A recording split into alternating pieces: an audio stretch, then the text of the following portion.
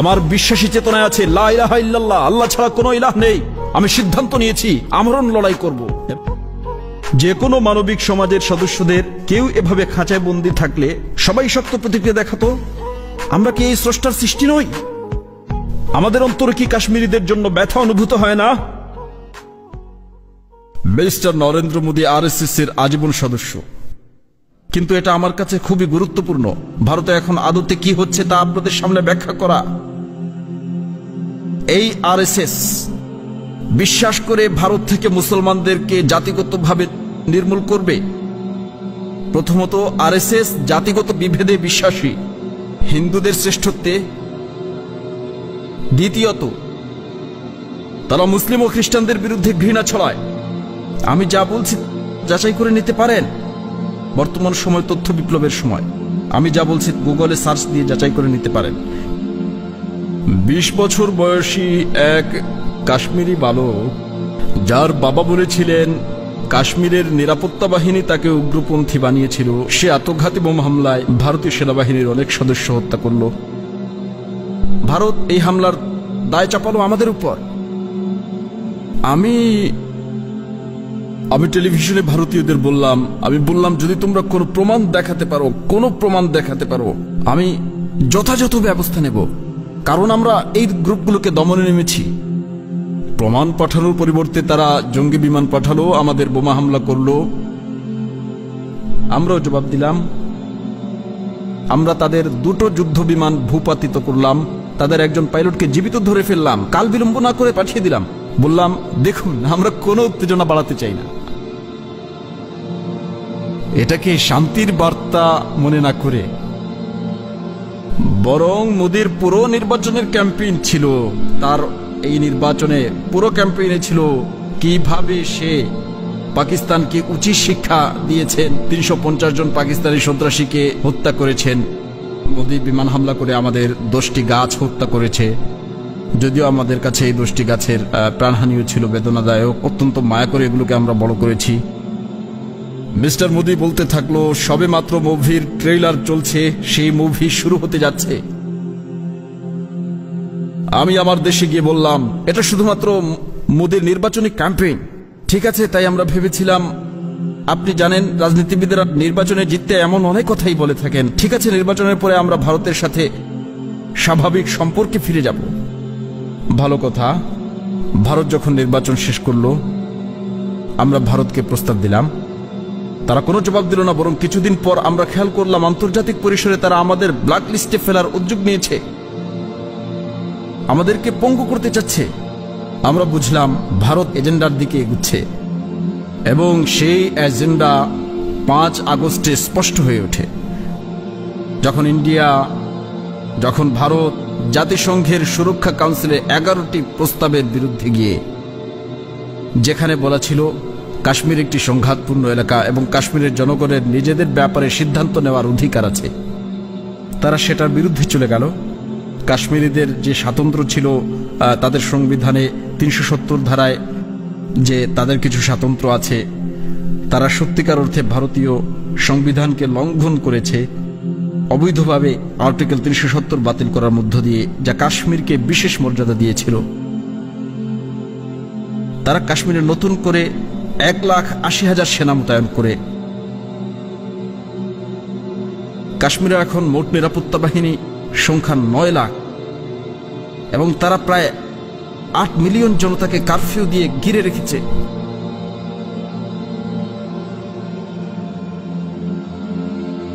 Mister president, এখন আমি আপনাকে সংক্ষিপ্তভাবে আপনাকে এবং মানুষকে বোঝাতে চাই কিভাবে কেউ এমনটা করতে পারে। এটা সেই ঘৃণার আদর্শ যা দিয়ে অনুপ্রাণিত হয়ে নরেন্দ্র মোদী 2002 সালে একটি কর্মসূচির আয়োজন করেছিল। গুজরাটে মুসলিমদের বিরুদ্ধে মুখ্যমন্ত্রী থাকাকালীন তিনি এই আরএসএস এর জন্য 3 দিন সময় দিয়েছিলেন।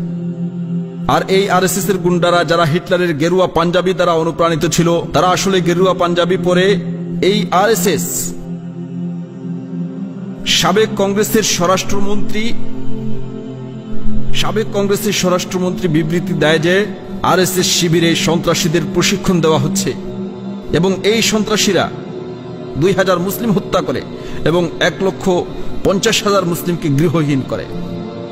নরেন্দ্র মোদী তখন আমেরিকা ভ্রমণ করতে পারেননি এই অপরাধে, এবং আমাকে এই পটভূমিটি বোঝানো দরকার ছিল আপনাদের কাছে ব্যাখ্যা করার পূর্বে এটা কি ধরনের মানসিকতা। 9 লক্ষ সৈন্য নিয়ে 8 মিলিয়ন লোককে অবরুদ্ধ করে রাখা হয়েছে, মহিলাদেরকে, বাচ্চাদেরকে, অসুস্থ মানুষদেরকে বন্দী করে রাখা হয়েছে পশুদের মতো। তা সত্ত্বেও আমি ইংল্যান্ড সম্পর্কে জানি। ইংল্যান্ডে 8 মিলিয়ন পশুকে খাঁচায় এভাবে বন্দী রাখলেও চারদিকে নাগরিকরা হইচই ফেলে দিত, অথচ কাশ্মীরে আদম সন্তানরা বন্দী।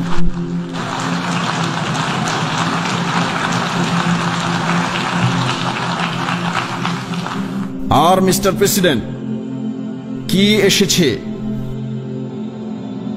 কি পাওয়া গেছে জাতিগত শ্রেষ্ঠত্বের ফলে?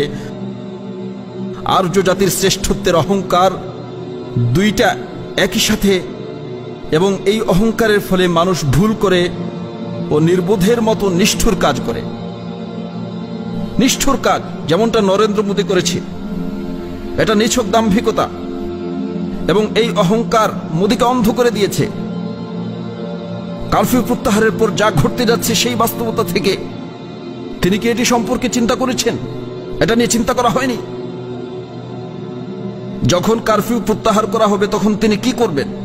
তিনি কি ভাবছেন কাশ্মীরের জনগণ এটি সহজভাবে মেনে নেবে? তাদের বিশেষ স্বীকৃতি চলে গেছে, কারণ ভারত সংবিধানের পরিবর্তন করে ফেলেছে এবং তাদের বিশেষ মর্যাদা কেড়ে নিয়েছে। এটা তারা গ্রহণ করবে?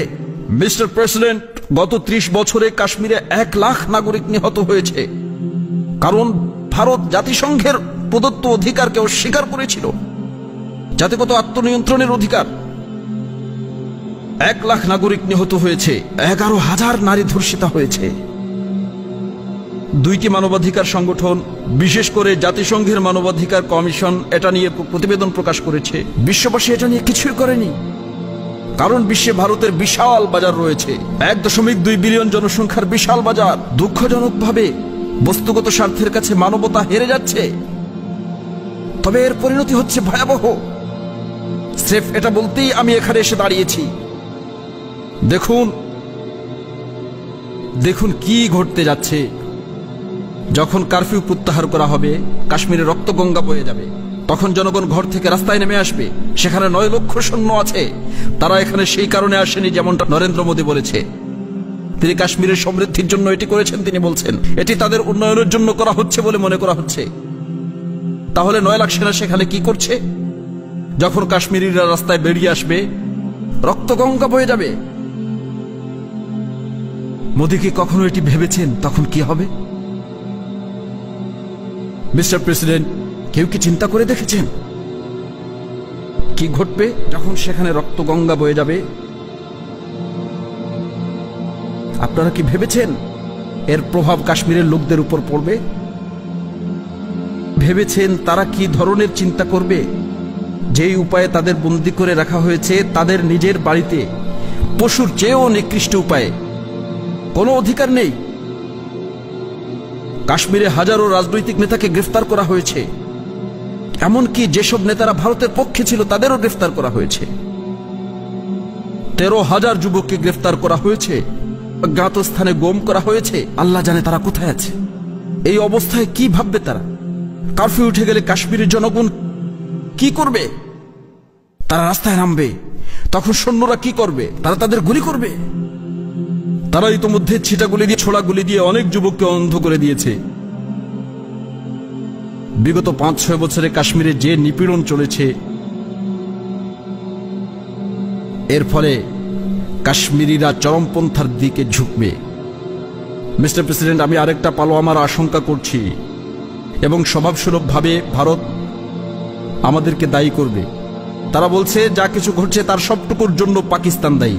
ভারতের প্রতিরক্ষামন্ত্রী বলেছেন সীমান্তে 500 পাকিস্তানি সন্ত্রাসী কাশ্মীরে যাওয়ার অপেক্ষা করছে।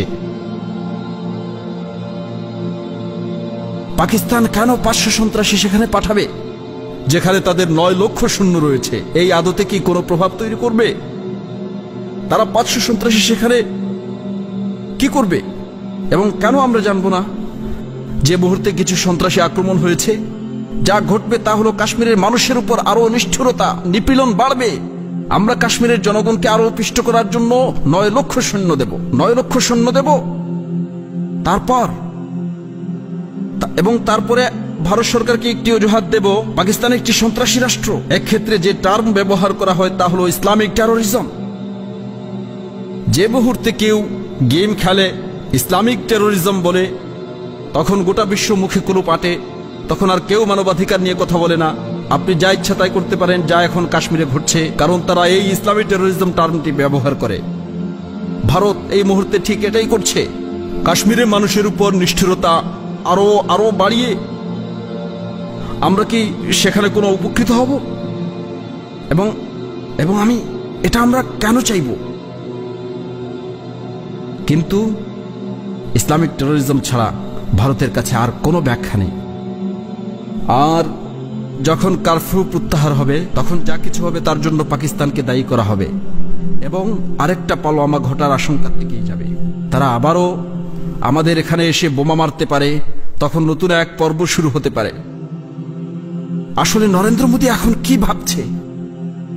ভারতের 180 মিলিয়ন মুসলমান এখন কি চিন্তা করছে? তারা কি এই কাশ্মীরিদের দেখছে না? কাশ্মীরিরা প্রায় 55 দিন ধরে অমানবিক আটক অবস্থার মধ্যে আছে। তারা কি এটা দেখছে না? আপনি কি মনে করেন? আপনি কি মনে করেন না ভারতের মুসলমানরা কি চরমপন্থার দিকে ঝুঁকবে না? আমি 180 মিলিয়ন মানুষের কথা বলছি। যখন তারা চরমপন্থার দিকে যাবে, তখন ভারতে ঘটনা ঘটবে এবং ভবিষ্যতেও ঘটতে থাকবে। আবারও আমাদের দায়ী করা হবে। আমি আপনাদের আগেই সতর্ক করছি, আবারও আমাদেরকে দায়ী করা হবে। আর মিস্টার প্রেসিডেন্ট, বিশ্বব্যাপী ছড়িয়ে থাকা 1.3 বিলিয়ন মুসলমানের কি অবস্থা? এবং তারা জানে কাশ্মীরিদের ওপর অত্যাচারের একমাত্র কারণ তারা কাশ্মীরি মুসলিম। কাশ্মীরি হিন্দুদের সাথে এমনটা করা হচ্ছে না। মুসলমান জানে এটা করা হচ্ছে শুধু ধর্মীয় পরিচয়ের কারণে। দুনিয়াব্যাপী মুসলমানরা তখন কি চিন্তা করবে? আপনি কি চিন্তা করেন ইহুদিরা কি চিন্তা করত যদি তাদের 8 মিলিয়ন বাদ দিন 8,000 লোককে এভাবে আটকে রাখা হতো?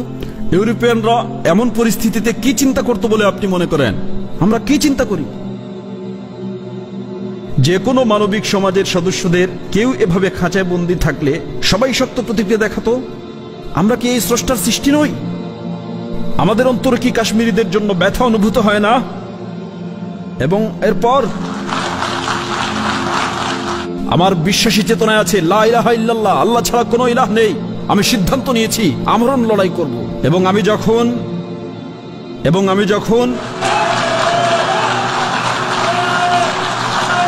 আমি যখন দুটো পরমাণু শক্তিধর রাষ্ট্র দ্বিপাক্ষিক যুদ্ধে নামবে, তখন সে যুদ্ধের ভয়াবহতা বিবদমান রাষ্ট্র দুটোর সীমানা পেরিয়ে অনেক দূরে গিয়ে পৌঁছিবে। এটাই হবে যুদ্ধের ফলে বিশ্বের পরিণতি। আমি আবারও বলছি, ঠিক এই কথা বলতেই আমি এখানে এসেছি। আমি শুধু সতর্ক করতে এসেছি, কোনো হুমকি দিচ্ছি না। এটা চিন্তার বিষয়, সামনে কি ঘটতে যাচ্ছে। জাতিসংঘকে এটা বলতে এসেছি। এটা জাতিসংঘের জন্য একটা বড় পরীক্ষা। জাতিসংঘই কাশ্মীরের জনগণের নিজেদের পছন্দ বেছে নেওয়ার অধিকারের গ্যারান্টি দিয়েছিল। কাশ্মীরিরা বিপদের মুখোমুখি আছে, এটাই উপযুক্ত সময়। এটা 1939 সালের মতো সমাধান করে তুষ্ট থাকার সময় নয়, এখনই সময় কার্যকর পদক্ষেপ নেয়ার। অবশ্যই 1 নম্বর পদক্ষেপ নিতে হবে। ভারতকে কারফিউ প্রত্যাহার করতেই হবে। যা গত 55 দিন ধরে চলছে, অবশ্যই মুক্তি দিতে হবে। অবশ্যই সকল রাজবন্দীদেরকে মুক্তি দিতে হবে। বিশেষ করে 1300 গুম হয়ে যাওয়া যুবককে ফিরিয়ে দিতে হবে, যাদের পিতামাতা জানে না তারা কোথায় আছে। এরপর বিশ্ব সম্প্রদায়কে অবশ্যই কাশ্মীরিদের আত্মনিয়ন্ত্রণের অধিকার ফিরিয়ে দিতে হবে। ধন্যবাদ আপনাদেরকে।